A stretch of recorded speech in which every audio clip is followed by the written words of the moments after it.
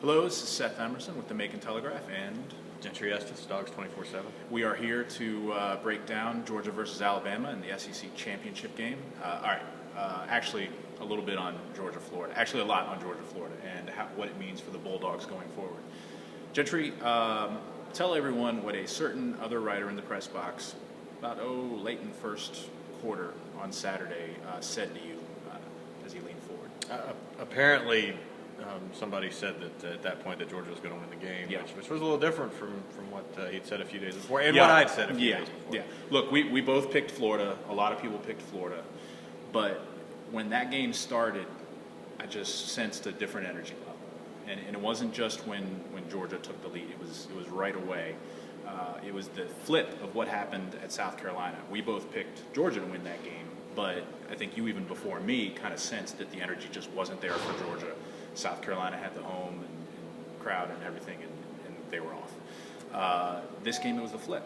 Georgia had it from the beginning, and I just kind of sensed that they were active and they were inspired, whether it was by Sean Williams or by whoever, and as they were resilient too. And Florida wasn't very sharp either, and you could tell that right off the bat. Their first snap of the game, they fumble a handoff. Third snap, Damian Swann comes untouched on a corner blitz. Ball comes loose. Everybody just kind of assumes incompletion. Jarvis Jones is one of the few guys that kind of had the sense to fall on it, saying it could be a fumble. To me, the play of the game was late in that first half, right after Aaron Murray's third interception. Florida had the ball inside Georgia's 5-yard line and a third down. They had Burton open in the end zone. Would have been an easy touchdown pass, but the snap was so far back that Driscoll had to go far to his right to even get it. He's lucky it didn't go by him. It was just a terrible snap. Things like that happened throughout the game for Florida, but some of that was forced. That was one of the few Florida mistakes that wasn't Georgia's doing. I remember the Bakari Rambo safety blitz just up the middle much later in the game in the second half.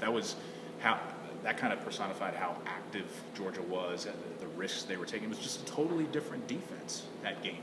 Tell me, do you think that it was a different kind of defensive strategy, or does it just look a lot better when there's an energy level that hasn't been there? I think the second one. I think they were a little more aggressive in this game. I do think that, more so than probably any other this year.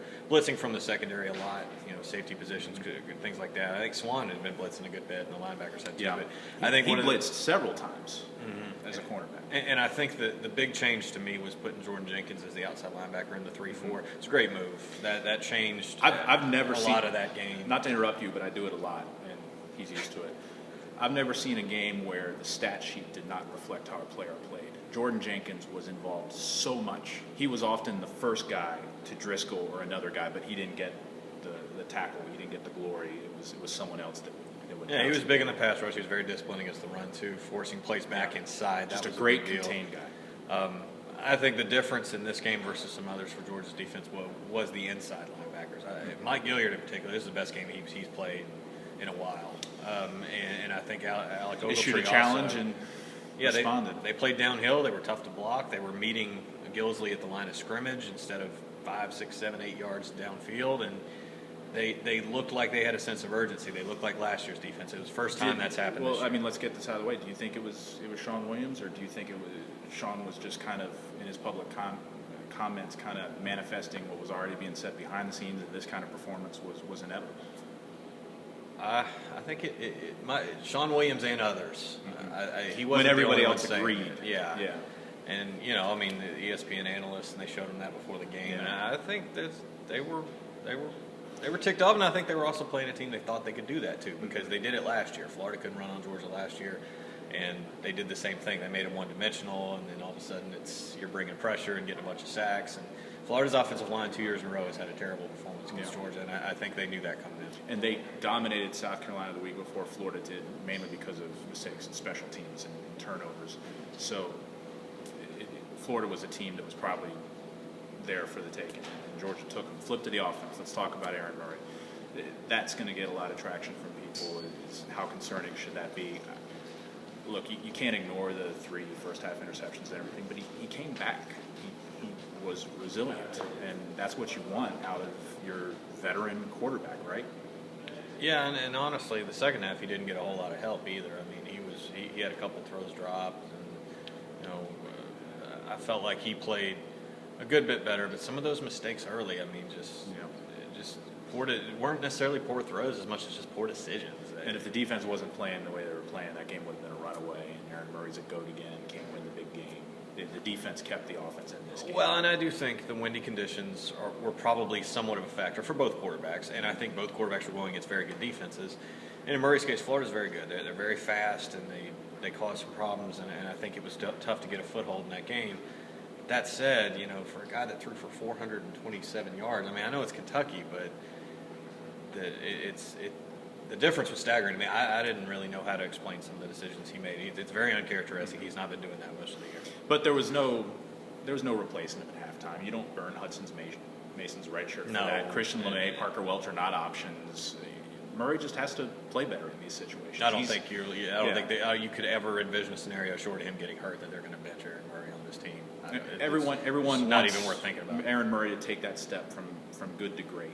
Well, he probably will get that opportunity again in about a month. But for now, the great irony is that he finally gets that win over a big ranked team in a game that he didn't play well, which to me kind of pointed to the fallacy of the whole his record versus ranked teams thing anyway, because there were a lot of losses in that weren't his fault at all, probably half to most of them, especially 2010 when the defense wasn't playing that well.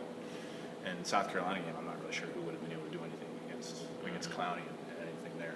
Anything more on the Florida game that you wanted to add before we move on? I mean, it's obviously a big win, and I think as you look at it, to be sixth in the BCS standings right now, it's worth watching. There's a lot that can still happen. I know that there's my friend Jeff Schultz wrote a column saying here's a step-by-step process for Georgia to make the BCS championship game. I say there's one step.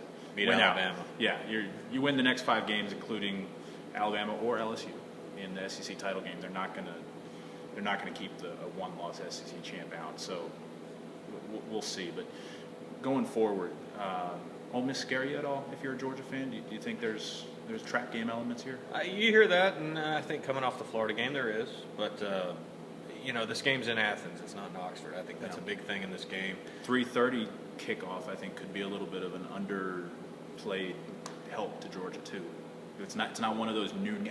I've covered a lot of games that were at noon where the home team gets snuck up on for whatever reason. That seems to have an effect. Yeah. Well, it dulls the crowd, really, because more than anything else. And I think coming off that Florida win, they hadn't played a game at Sanford Stadium in more than a month, so I think the crowd's going to be pretty good. And I also think, Ole Miss, you're risking a trap game. I mean, they played a really tough game in Arkansas. They won on a field goal very at the very last play of the game, and it's a very emotional win for them too. And I think from a talent standpoint, Georgia should overwhelm Ole Miss. I think you come into the season saying that, but Hugh Freeze has done a great job with that team. I think it's one of the most underrated coaching jobs in the country. They have a very formidable offense. They're really going to test Georgia's defense. They're going to be very fast, run a lot of plays, tire them out. Be a much different test from what they got from Florida, and we'll see if they can maintain that same level of intensity for another week. I think it'd be very important that they do, because you take a step back now. You can't do that. You need to keep going forward. You need to maintain the level that you're at, because you never know when you're going to get it back again if you don't. If you're a Georgia fan, what makes you optimistic is that this team has not lost a game it shouldn't have lost in 2 years, since 2010, since Colorado, Central Florida, those kind of games. You could say the bowl game got away from them. But I mean, I know what you mean by that. This is, and I think it helped them that Ole Miss went to Arkansas and won. That's something that gets guys' attention. I think so. That is important. They've won 2 in a row now in the SEC too, and you talk that way they lost like 16 straight in the league, and now they've won 2 in a row. And I just don't see it though. I don't see Ole Miss coming out to Athens and beating Georgia. If this game was in Oxford in a different scenario, maybe. And then in Auburn in 2 weeks, we're not going to break down Auburn until next week. But you see trap game elements. What if Auburn I think is getting a win this weekend because they're playing New Mexico State. I hope for their sake they do. But what if they start to creep back? I mean, it's a rivalry game. But even though there are trap game elements for Georgia, even with Georgia Tech, you still are looking at the schedule and saying this is the schedule you want if you're trying to just get unscathed to Atlanta and be in a position for... This game Saturday is the toughest game left on Georgia's schedule. And I don't think anyone would have ever thought that going into the season. But you look what happened to Auburn, you look what happened to Georgia Tech. Georgia Southern's had a good season. I mean, you can make the case that maybe that one's a tougher, but I think Ole Miss has Georgia's attention. This is the kind of game that had Georgia lost to Florida, and you're coming back here, there's nothing to play for, then you know what, this would be a lot scarier. Would have been out of this building, but now there's something to play for, and I just don't think Georgia's going to mess it up now. They didn't last year. I don't think they will now. That's what I tend to think. The lines that started at 16, Georgia favored by, and that sounds about right the more you line these teams up. We'll be back here next week to talk about the Ole Miss game and then Auburn. Talk to you then.